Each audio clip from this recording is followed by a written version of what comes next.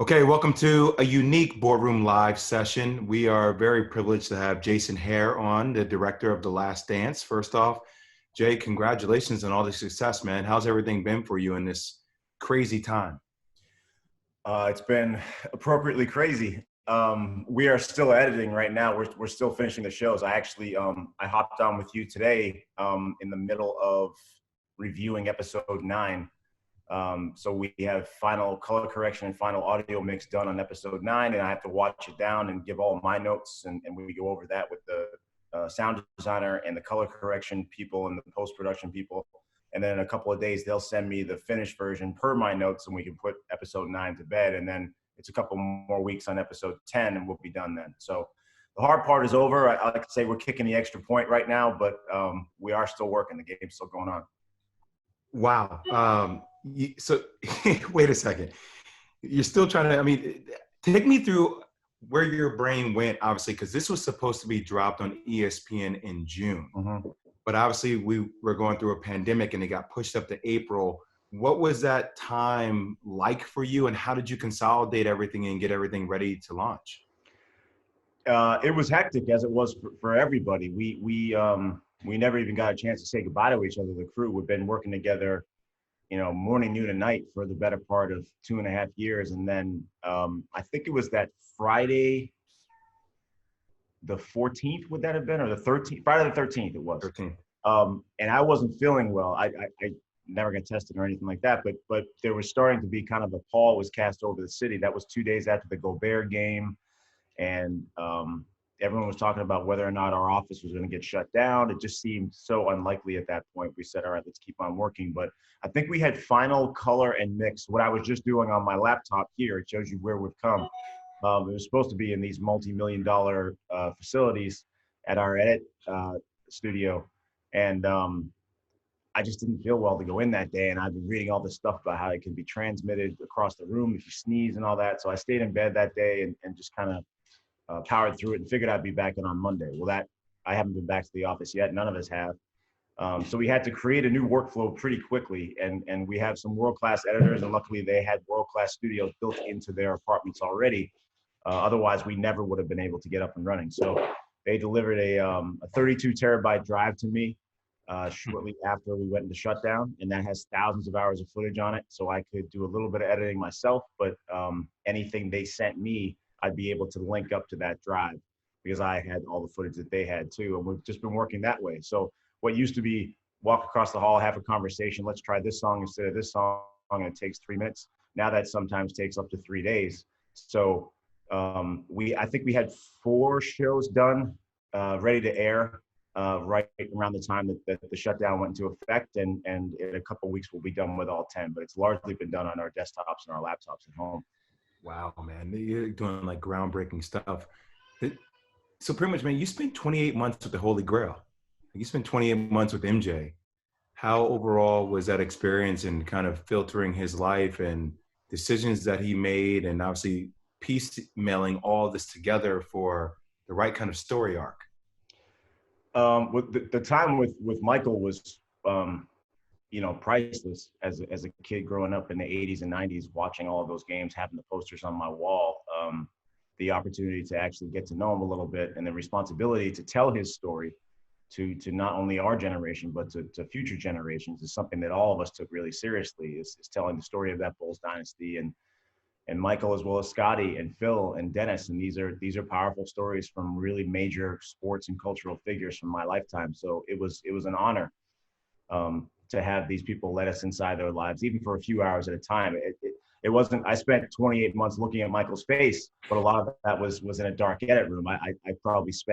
We spent 8 hours interviewing him, and I met him a handful of other times before and during that, just to develop a little bit of a rapport, so that when we sat down, he could feel comfortable and know me and trust me that I was going to tell the story responsibly. But to immerse ourselves in this, it's a labor of love, man. I'm afraid for what's going to come after, because I don't know how the thrill, the rush of telling a story could possibly match this. It checks every single box for what your dream would be as a filmmaker and as a sports fan. I was gonna say that, man, because Jay, you've done some pretty dope work. I mean, you've done the Fab Five, respected J Rose on that. You've done Andre the Giant, like the '85 Bears. putting together a 10-part documentary. I mean, where do you, what goes into 10 parts as opposed to like, how is this process different than just doing one docu? Well, it's largely the same, because no matter how big it would be, like if I asked you, what is it like to play in a national championship game in the middle of the Superdome?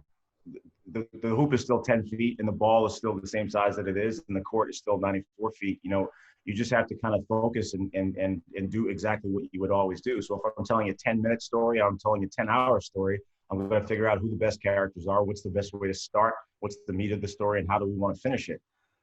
So largely, those are the same properties that we brought to telling a larger story are the ones that we would think to telling a story over dinner with your friends. It's all the same basic essentials of storytelling. This one was exponentially bigger, literally, because it was 10 times the length and 10 times the amount of people that we would normally have. We cast a very wide net. We interviewed 106 people. But we had the benefit of this treasure trove of footage from that 97-98 season that the NBA had kept under lock and key for all these years, pending Michael's say-so and his permission and participation. So that meant that the spine, the backbone of this entire series was going to be that 97-98 season. So we approached it as every single episode of these 10 parts was 1 month during the season. October is episode 1, November is episode 2, and so on. We gave 2 episodes to the month of May because there's 2 big playoff series when they played the Hornets and the Pacers, and we had plenty to get to in those. So 8 and 9 both cover the month of May, but otherwise it was just what's going on in their lives that month of the season. And then we knew we wanted to jump back and forth in time and tell the backstories of all the characters and the backstories of how they won the previous 5 titles leading up to that season. So it's just a matter of placing these converging storylines together so that the storylines are going from 84 to 98 on one plane and the 97-98 season on another. And by the time we get to episode 10, you'll see that there's no more backstory. There's no more flashback because the 2 storylines have converged, and now we're in Utah for the 98 finals. Wow. Articulate to me the delicate balance that you needed to have as you're dealing with all this stockpile of footage that the league has been giving you, right? So obviously the league is involved, you have ESPN involved, and then you have the protection of the Jordan brand. Like, it's one thing for you to say, I want to tell the story my way. It's another thing to say, I'm going to tell my story with these 3 large, massive entities that all have some kind of shape or influence to some degree. How was it dealing with everybody? You left out one small company, Netflix, that had a $17 billion production budget last year. So yes, these are entities, multi-billion dollar entities that are not used to having to come to a table and compromise. They're used to having their word be the last word, whether it be financial or logistic or creative. So sometimes there were bullets whizzing over my head, and sometimes the bullets were directed at me because I had some adamant feelings about how the story should be told as well. And all of us have different tastes in music. We have different tastes in art. We have different tastes in fashion. We have different tastes in all these aesthetic things that are subjective. Ultimately, someone has to be the quarterback and get in a room and actually put this thing together. So it was tough. It was a real challenge, and we had some knockdown dragouts at times during this thing. But I will say that every time we went to the mattresses on this thing and fought it out, sometimes I won and sometimes I didn't. But I think that every single time the right solution was made or the right decision was made, and we got the best possible show on the air. And these are micro decisions that we would have arguments about back and forth, sometimes for weeks, of what cut of music to use or what shot to use here, and whether or not we should include this soundbite, or whether or not this person should weigh in, or where's Toni Kukoc? Why is it taking so long for him to come in this series? There's a lot of plates to spin and a lot of balls to juggle. Where is Toni Kukoc? Where is Toni Kukoc, the greatest European player of all time, potentially back in his time? Good question. So he's coming in episode 5. He plays a significant role in episode 5 and episode 7. But those converging timelines that I just mentioned, he wasn't around from 84 to the early 90s. The early 90s is when he came on the scene. I believe he was drafted in 90. And he didn't step on the floor for the first time with Michael and Scottie until the Barcelona Olympics with the Dream Team. So when we cover the Dream Team in episode 5, you're going to see Tony's story introduced as this teenage kid that they were facing for the first time. And yet another reason why they had some animosity towards Jerry Krause is because he was so proud of this kid, and he was paying him more than he was paying Toni Kukoc, and he wasn't even on the team yet. Wow. And the thing is, if you look at the month by month of the 97-98 season that I mentioned before, Toni didn't do much in those first 4 months, October, November, December, January. Toni he was hurt for some of the time. He had a couple of good games here and there, but not enough to introduce him as a character yet. So he will get, and we also had to ration these characters out, because I don't want to come with all my best guns and tell everybody's backstory in the first 4 episodes, because then the remaining 6 episodes are going to be all just basketball highlights. And those are the kind of things that NBA fans and basketball fans around the world can just go on YouTube and look up those highlights if they want without the story. So it'll be all the way until the final night on May 17th, episode 9, when you get Steve Kerr's full backstory and some of the tragedy that befell his family. So we really tried to ration it out. And just when you think it's done, it's kind of like I used to be a pitcher in Division III. They don't have 4 divisions, but I was in Division III baseball in New England. And you always want to save a couple of things for the next time the guy comes around in the order. And the next time the guy comes around in the order, you want to show him your changeup bend or your curveball or whatever.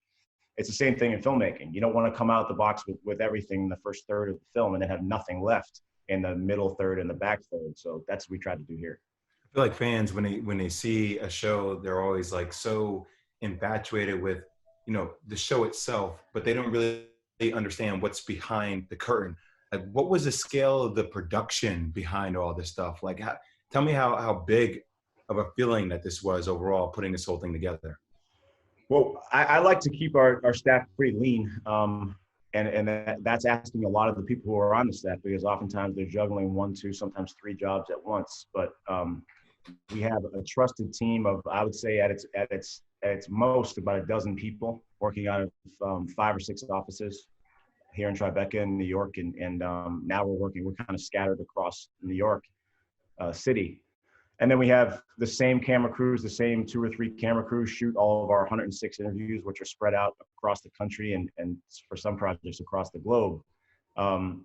So it comes on screen as a 10-hour doc that is shown, all over the world. But largely, a lot of that work is done in small rooms that you would put together a short film that barely anybody's going to see. I mean, case in point, the fact that I'm talking to you right now on a laptop that helped finish this documentary. I'm a firm believer that it's not the tools, it's the craftsmen. So, if you have good enough people, you can figure out a way to get it done with a small amount of equipment and a small amount of space. I should have asked you this question right from the top, man. How does somebody like yourself land the most iconic figure in the history of all sports? How do you and your company get that responsibility? Like, how did that whole thing come to fruition? Well, they came to me. They had landed Michael already. There's a company called Mandalay Sports Media, and Mike Tolan is the executive producer there. He approached Michael sometime in 2016. I was approached in July of 2016 as one of a handful of directors that they were talking to. So Mike took me out to dinner. I knew of his career. He's a prolific producer and director, but I'd never met Mike Tolan myself. So he told me about the project. He told me about this. It was almost an urban legend that these hundreds of hours of footage existed in a basement somewhere in Secaucus, New Jersey. And the NBA had never let them out because MJ needed to give his permission. And obviously that's like the hand of God coming down and giving you the thumbs up. So I was interested just to hear what was on there and see if there was any permission I could get to go check out some of the footage. So when they brought that to me, I kind of put my life on hold for whatever projects I was doing and just went full MJ, full Bulls for a couple of weeks, read all the books that I remember reading as a kid, anything new I could get my hands on, utilized the internet in a way that I hadn't utilized it 20 years ago when I was just a fan. Went over to Secaucus, watched hours of that footage, not even close to what they had in total, but the highlights of it. And then I wrote up a 14-page outline for Mike Tolan that he then shared with the NBA and with Michael's team.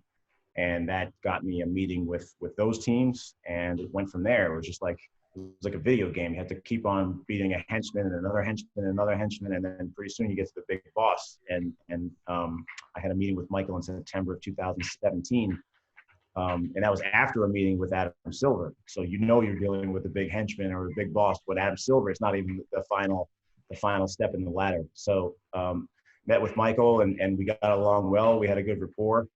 And then everything just kind of came to a standstill because of those entities that I mentioned before. It's very tough to get them to agree to all of the parameters of this project. So I had time to go off and do Andre the Giant for almost a year. And I came back and they still hadn't dotted all the I's and crossed the T's, but we were just about ready to go and they offered me the job then. So it was a gradual process. It wasn't like I got a call in the summer of 2016 and just jumped for joy because I got a job. This took a year and a half for us to even get to the starting line, let alone the finish line.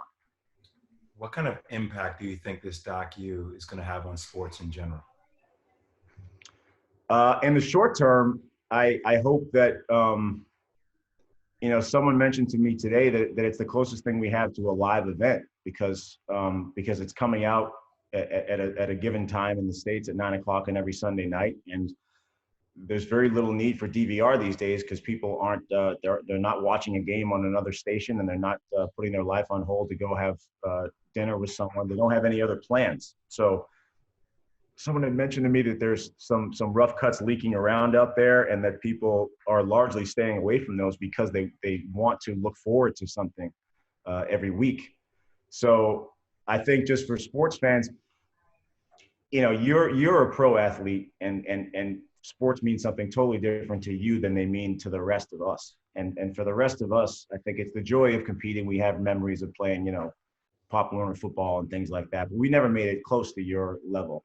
Sports for us are about connection. It's less about a ball going through the hoop than it is about the memories that we have of watching games with our dads or our brothers or our sisters or our friends.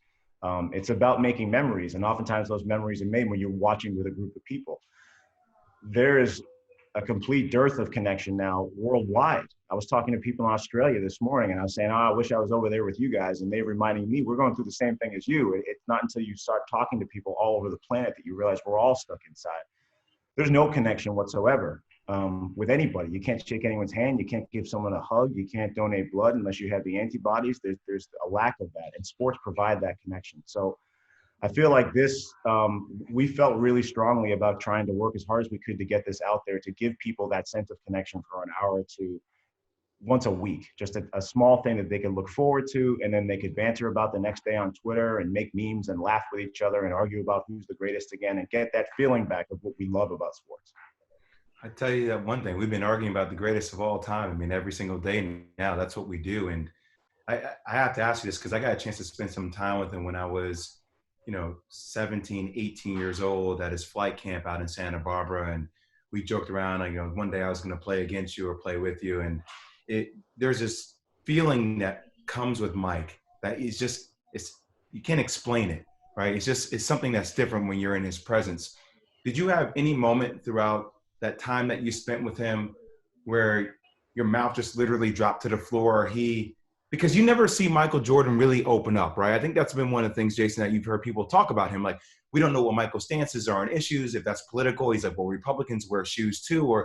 And I think the world is actually getting their first moment to see who he is, the substance of who he is as a person. Were there any moments that throughout that process where you literally just were taken back by a moment or giggly, whatever moment it was? The end of episode 7, I asked him a question or I bring up a topic that I was eager to discuss with him from the time that I started researching this, which my experience with him is that he is a nice guy. And I bet you have similar experiences because you probably have more experiences with him than I do. But he was very respectful. I mean, it's easy for someone to come in and be polite, but he was exceedingly respectful to me and my crew, asking questions, where are you guys from, joking around. Whether he knew it or not, he was creating memories for everybody on the crew just from interacting with this guy and having him be as down to earth as he was. That the makeup woman was pregnant and he was adamant that no one in the house could be smoking cigars and nothing could be lit up near her. He was just a polite Southern guy, which is what he is at heart. And I really wanted to show that side of him. So about 45 minutes into the first interview that we did, when he's got that blue shirt on in the large white house, I brought up the notion of whether or not it bugged him that the first thing that people think of when they think of him is not, oh, that's Michael Jordan, the nice guy. That's Michael Jordan, the ruthless killer. That's Michael Jordan, the winner. That's Michael Jordan, the accept nothing less than 100% from yourself or those around you. That's the reputation he's got. And people love him for that. But does he resent the fact, or does it irk him at all that nice guy is not one of those top things on the list? And that came down. I said we talked to his teammates, and that was not one of the first things that they would say. They know him as this guy in practice who could be, monstrous at times if he thought he wasn't getting the best out of you. And what we got was a really long, articulate, emotional answer out of him. And this is only 45 minutes into the first interview. And that's the moment that it dawned on myself and my crew that we're not doing a doc here about Michael Jordan, the superstar. We're doing a doc about Michael Jordan, the human being, because I saw a side of him that I had never seen before in that. And that makes up the final moments of episode 7 is his explanation for how he feels about that dichotomy between being, the ruthless win at all cost Michael Jordan and then just the nice guy Michael Jordan who we got to meet. But I think it's easy.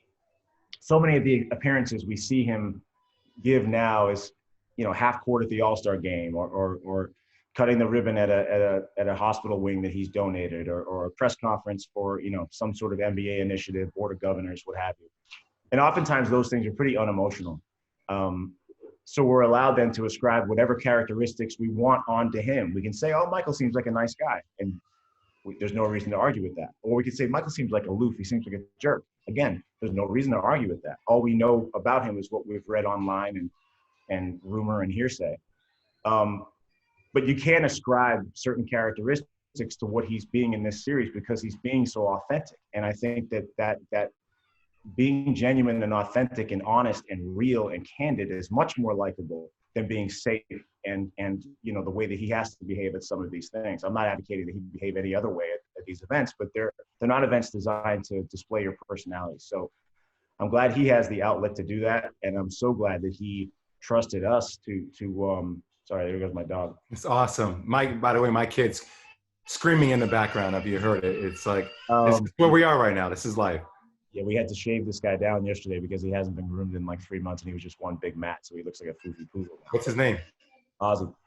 Ozzy, I like it. So, I think that now it's tough to argue with what Michael Jordan's personality is. You could like it or not, but what you see so far in this series is what you get, and you're going to get more of it. But it's almost, when we hand him that iPad, that's like a magic wand. That's like a portal into his real personality. You're getting the honest, authentic Michael Jordan when he takes that iPad and looks at it and hears either his mom's voice talking to him or Isaiah's voice, or in the future of the series, you'll see Gary Payton and Reggie Miller and Jerry Reinsdorf. That's when you're seeing him at his most honest and authentic. So I'm glad that we could show that side of him. And I'm glad people can start to know that the little bit of Michael that I know, they can know that too. I guess the next question is, where does Jason Hehir go from here? I mean, this is a monumental thing that's on your resume, in your portfolio. How will you evaluate docs or other opportunities that you'll have after you complete something as massive as Michael Jordan's Last Dance documentary? Well, rest, I think, initially Jason Hehir goes to bed and wakes up and takes a long walk and has a cold beer. We had, my girlfriend and I, for a couple of years, have been discussing like where we would go at the end of this project. And this is long before the shutdown. And I said, all right, we couldn't agree on something. I said, all right, let's just count to 3. And 1, 2, 3, we'll say where we want to go. And we'll see how close that is. So we said 1, 2, 3. And I said Caribbean. She said Kilimanjaro. I said, you're insane. So far. I'm on Kilimanjaro right now. Like I'm summiting that mountain right now, career-wise. So I need to just go somewhere and have someone, serve me a drink with an umbrella in it and read a book that's got nothing to do with basketball. But I get bored pretty easily. I think all of us do in our given professions. So it'll be about 2 weeks of sitting here in quarantine and then kind of getting itchy to tell another story. But I do fear it because this is the ultimate. I don't know what is going to make me say an emphatic yes so soon as a story like this would. But it's a great problem to have. I'm not complaining about that at all. But we'll see. Talk to me after a couple of naps, and we'll go from there. I'll tell you, brother, you deserve all the recognition in the world, what you've been able to accomplish, you and your team, and how you've been able to humanize one of the most incredible players, maybe the most incredible player I think the world has ever seen. I truly commend you for it, man. It's from somebody who always tries to talk about this is who I am as a person, and people can get lost in comments. Your ability to portray that is a unique value proposition that not a lot of people have. So congratulations on that, man. Thanks, man. I appreciate it.